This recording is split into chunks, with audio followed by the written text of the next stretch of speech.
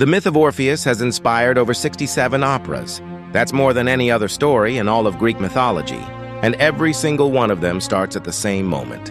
A man on his knees before the king of the underworld saying these words. Love was stronger than I was. That one sentence made Hades cry. The god who had never once said yes to anyone. Today we tell that story. Orpheus was born in Thrace, somewhere along the edge, where the mountains meet the river. His mother was Calliope, the greatest of the 9 muses, goddess of epic poetry. As for his father, different versions of the myth tell it differently. But in many of them, Orpheus was given a lyre directly by Apollo, the god of music, and taught to play by the god himself, a human taught by a god. From the very beginning, Orpheus existed somewhere between 2 worlds. When he played, something impossible happened. Wild animals stopped moving and walked toward him. Rivers changed direction. Trees pulled their roots from the ground and leaned in to listen. Even stones shifted. Things without life moved toward his music. You might call that mythological exaggeration, but this story has survived for thousands of years without fading. Maybe that is the most honest proof we have of what his music could do. Then Eurydice came into his life. The myth tells us almost nothing about her, where she was from, what she was like. It barely describes her at all. She was simply the person Orpheus loved. That was enough. They got married. And here is what the myth does that feels almost cruel. It describes their happiness in just a few lines. In mythology, joy is always brief. What comes after it becomes everything. Not long after the wedding, Eurydice was walking through a field. A shepherd named Aristeus was chasing her, and she ran. In the grass beneath her feet, a snake was hidden. She stepped on it. That was all it took. Before she could find her way back to Orpheus, her soul was already crossing the river Styx. The man who could make the whole world stop and listen was left with silence. The myth does not tell us what Orpheus looked like when he heard the news. It only tells us what he did next. He picked up his lyre, and he started walking. In one direction, downward, toward the underworld.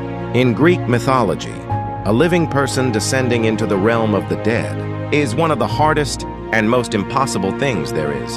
Hercules did it. Odysseus did it. But they both came prepared. Hercules had his strength. Odysseus had his cunning. Orpheus had nothing. No divine blood, no weapons, no direct help from the gods, just a lyre, and the weight of losing someone he loved. That was what carried him all the way to the entrance. At the river Styx stood Charon, the ferryman of the dead. He does not carry the living. That was the rule, a rule that had never been broken since the world began. Orpheus stood before him and started to play. The myth does not tell us exactly what he played, but it tells us what happened. Charon set down his oar and led him on the boat. They crossed. Next came Cerberus, the 3-headed guardian of the underworld. Not once in all of eternity had a living soul passed him. When the music reached him, all 3 of his heads lowered slowly to the ground, like a creature hearing sound for the very first time. He just stopped. The gate opened. Orpheus walked through. Think about what the underworld actually is. A place with no light, a world the sun has never touched, where souls drift with faded memories and worn-down emotions, where the sounds of punishment fill the air like background noise. Orpheus walked through all of it, and he played. In that moment, the entire underworld changed. Sisyphus, condemned to roll his boulder up a hill for eternity, only to watch it fall back down, let go of the rock and sat down. Tantalus, standing neck-deep in water for eternity, forever thirsty and hungry with food just out of reach, felt something run down his face for the first time. Tears. Even the Furies, those cold and merciless goddesses of vengeance, who had never once shown feeling, had tears in their eyes. Music stopped a place where nothing was ever supposed to stop. And then Orpheus stood before Hades and Persephone, the king and queen of the underworld. 2 beings who had never easily granted any request from any human or any god. Orpheus raised his lyre, and he sang. He did not beg. He did not bargain. He sang about what love is, about what it feels like when the person you love is suddenly gone, about being someone who can only keep making music, even after everything has fallen apart. In Ovid's Metamorphoses, the words are recorded like this. I did not come here to see the underworld. I did not come to chain Cerberus. I came for my wife. She was taken too soon. I tried to bear it, but love was stronger than I was. At that moment, tears formed in the eyes of Hades. Persephone wept too. In a kingdom without a single ray of light, beings, who had not cried in thousands of years, wept because of one human and his music. Hades set one condition, just one. Eurydice would follow behind him on the way back up, but he could not look back. Not until they had both fully reached the surface. If he turned around even once, she would be gone. Forever, Orpheus agreed. He began to walk. Eurydice was said to be following, but the underworld is silent. The living make sound when they move. The dead do not. Orpheus walked through the dark and heard nothing behind him. This is the moment we need to stop at, because this moment is the whole story. Why did he look back? Scholars and poets and philosophers have been asking that question for thousands of years. Was it doubt? Was it love? Psychologists have offered this reading. Orpheus was a musician. He experienced the world through sensation, through sound, through feeling, through the temperature of the air, and he heard nothing. To him, that was not simply the absence of evidence. It felt like evidence of absence. What if no one was ever there? What if Hades had tricked him? What if Eurydice was still down there alone? The fear grew. The deeper the dark, the louder it got. And then he saw it. Light, the surface. They were almost there. And that was the moment he turned around. She was there. She really was. He saw her face. Their eyes met. And in that instant, something that felt like forever, but lasted less than a single breath, Eurydice was pulled backward. Her feet first, then her body, then her face. According to some versions of the myth, she said one last thing, just one word, goodbye. Orpheus reached out his hand. There was nothing to hold. She was already gone, drawn back into the deep. No return, not this time. He tried to go back, but Charon would not take him. There was one chance. There was no second one. He sat by the river for days, they say, not eating, not sleeping, not playing, just watching the water move.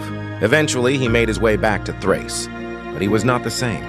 After Eurydice, he loved no one else. He kept making music, but something was different now. There was something in it that had not been there before, a kind of sound that only comes from knowing you cannot undo.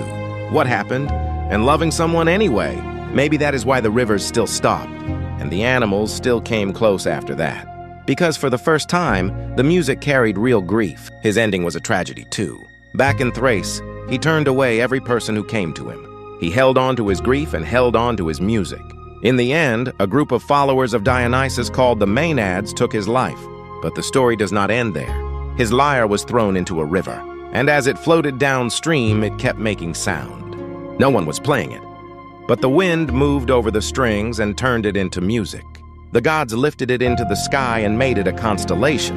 That cluster of stars we still call Lyra today, that is the lyre of Orpheus. And when his soul finally reached the underworld, some versions of the myth say this. He found Eurydice in the fields of Asphodel. This time he did not have to look back. They were already in the same place. The fact that a story this tragic can end with that kind of quiet, beauty is part of why it has lasted 2,600 years. So here's the question that stays with you after all of this. Was turning back really a mistake? Personally, I don't think so. He wasn't checking to see if she was real. He wanted to see her one more time. Maybe he understood, somewhere deep down, what stepping back into the world of the living would actually mean. The weight of it, the distance it would put between them again.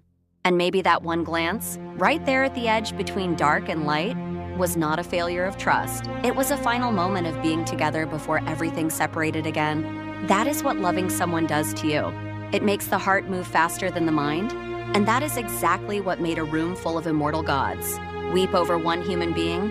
2,600 years have passed, 67 operas, musicals, films, novels. The ending never changes, and no one has ever stopped telling it.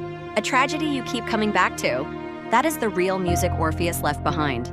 Next time, the story goes somewhere different. If Orpheus moved the gods through love, the next figure we meet tried to reach the gods through something else entirely. And what followed did not just change one person. It changed the fate of an entire city. That story is next.